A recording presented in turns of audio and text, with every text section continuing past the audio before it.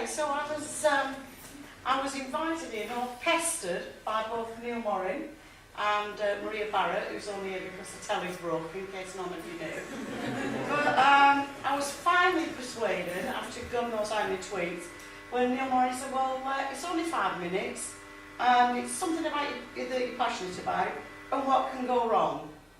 Well, I'm sort of thinking what can go wrong is alienating your audience. So, it's not about Man United. Oh God, I'm like, oh, right. So that first time was just a bit about me, and so I am actually going to talk about inclusion and collaboration. So first of all, there's a sort of functional approach to inclusion, which really is just where inclusion is a sort of state. It's sort of a checklist. So to do this sort of thing, you can do things like take down the keep out sign, get rid of the guard dog, and you can just let people in. Or you could go a step further and you could get out the welcome mat, you could invite people in, you could consult them, you might even show their work, or you might even give them a job. These are all ingredients of inclusion, and indeed you can use them. But there's a problem in taking the functional approach, because it sort of requires that you know the labels I'm wearing. So for instance, are you inviting me here because I'm a woman, or because I'm a wheelchair user, etc. So it's around that rather than changing the organisation. And inclusion really is a process, it's not state. You can't say I have got it, I've got inclusion, but it's something actually that a lot of organisations look for when they're talking to us about inclusion.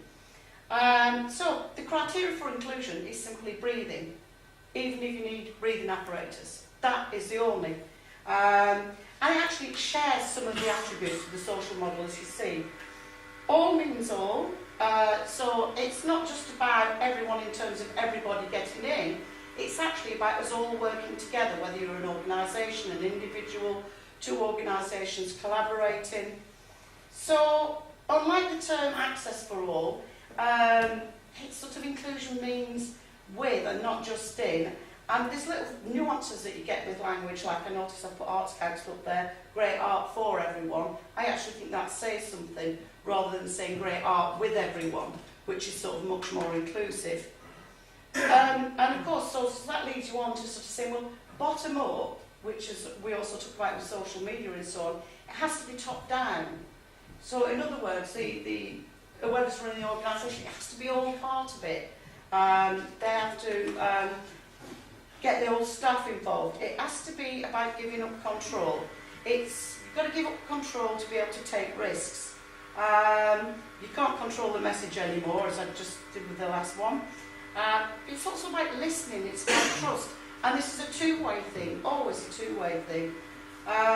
So once you start listening, you're actually then gaining trust from people, and that's the way you can find out what different tools people need. They're not always tools like, you know, a wheelchair, an induction loop or whatever. They can be tools such as time, or somebody with somebody, or, you know, all sorts of things.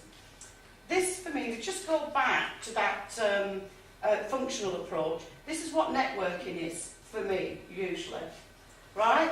Bums. That's all I get, bums, when I go networking. Because I turn up and they're like, oh, glass of wine, oh, yeah, this is nice, I can't move, got a glass of wine in my hand. And you just get raw bums like that. So, actually, Twitter, which I'm great, you know, preaching to the converted, but this is a great place of where people get to know me, they get to meet me before they meet me, so there's none of these assumptions there. So it's no longer about sort of silos, already sort of art and music, or art and theatre mixing together. We shouldn't have diversity as separate, it should be there within the art form. So this new landscape, it's not hierarchical anymore, it's flat, which is great news for wheelchair users as well. And, I'm a little ahead of myself now. So yeah, so it's flat, i.e. more transparent as well. And this is the old order of things. Well, actually it's still the order of things, where the things that matter are race, location, gender, age, cash, pedigree, disability qualifications. Those are all things that still matter. But in what I'm passionate about, in my new world, these are the sort of things that matter.